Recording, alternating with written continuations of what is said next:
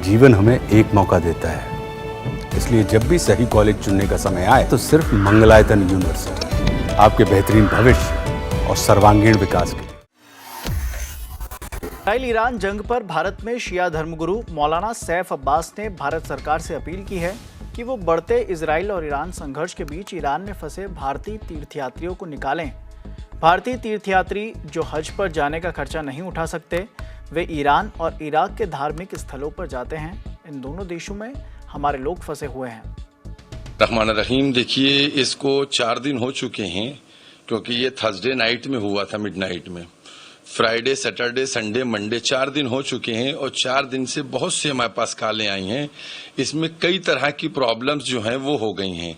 ये जो जंग हुई है, जिस जंग को इजराइल ने जबरदस्ती छेड़कर ईरान पर मुसल्लत किया है, ये अफसोसनाक है, क्योंकि किसी के ऊपर इस तरीके से हमला इंटरनेशनल कानून के खिलाफ है। लेकिन इजराइल ऐसा मुल्क है कि जो यूनाइटेड नेशन को भी कुछ नहीं मानता है। तो खैर बहरहाल, तो उसने जो है ये जो जंग की है उसकी वजह से पूरे हवाई रास्ते बंद हैं। हमारे क्या मसला ये है कि जो लोग हज पे नहीं जा पाते हैं वो ईरान और इराक की ज़ियारतों पे जाते हैं कि यहाँ का पैकेज कम पैसे का होता है, इसको कर लेते हैं। जो अफोर्ड नहीं कर सकते हज के पैसे को, तो वो इधर चले जाते हैं। तो इस वक्त हमारे हजारों लोग जो हैं वो इराक से ईरान आते हैं। तो 2 कंट्री जाते हैं, इराक और ईरान। कुछ लोग पहले ईरान जाते हैं, उसके बाद इराक जाते हैं। कुछ लोग पहले इराक जाते हैं, उसके बाद ईरान आते हैं। तो इन दोनों मुल्कों में हमारे जो हैं हजारों की तादाद में एक तो ज़ायरीन फंसे हुए हैं, जिसमें बुढ़े भी हैं, जवान भी हैं, छोटे छोटे बच्चे हैं। बहुत से लोग ऐसे जिनकी बीवी बच्चे चले गए, मियाँ यहाँ है, परेशान हो रहे हैं। तो इस तरीके से कंडीशन बनी हुई है और सब परेशान है। बीमार लोग हैं, वो 20 दिन की दवा लेके गए थे, अब फंस गए वहां, उनकी दवाएं जो खत्म हो चुकी हैं, उनके ऊपर मरज बढ़ने का डर है। तो ये सारी चीजें हैं। तो बराबर हमारे पास फोन आ रहे हैं। तो हमने कल यानी 16 जून को जयशंकर जी को लेटर लिखा, इसीलिए कि जो ज़ायरीन ईरान और इराक में फंसे हुए हैं उनको वहां से निकाला जाए।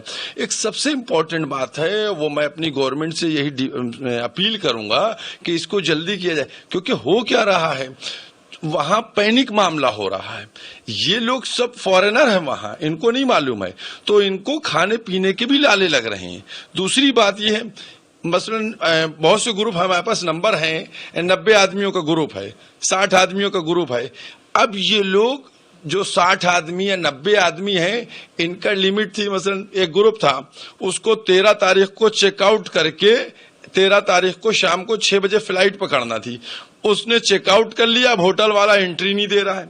ये लोग उस दिन पूरे दिन बाहर बैठे रहे, फिर किसी तरीके से मैनेज करके दूसरी जगहों पर इनको शिफ्ट किया गया।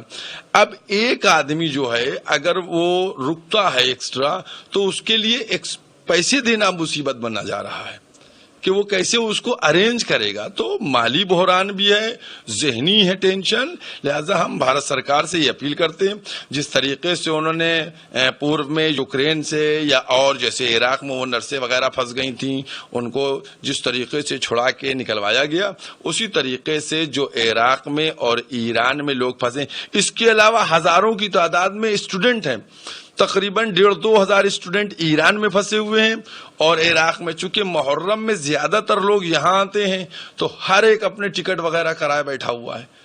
तो बहुत ज्यादा प्रॉब्लम है। मैं भारत सरकार से यही अपील करूंगा कि इसको फौरी तौर के ऊपर इसको अरेंज किया जाए और जो इंडियन नेशनल जो हैं ईरान में और इराक में फंसे हुए, उनको किसी भी रूट से निकालकर इंडिया वापस लाया जाए।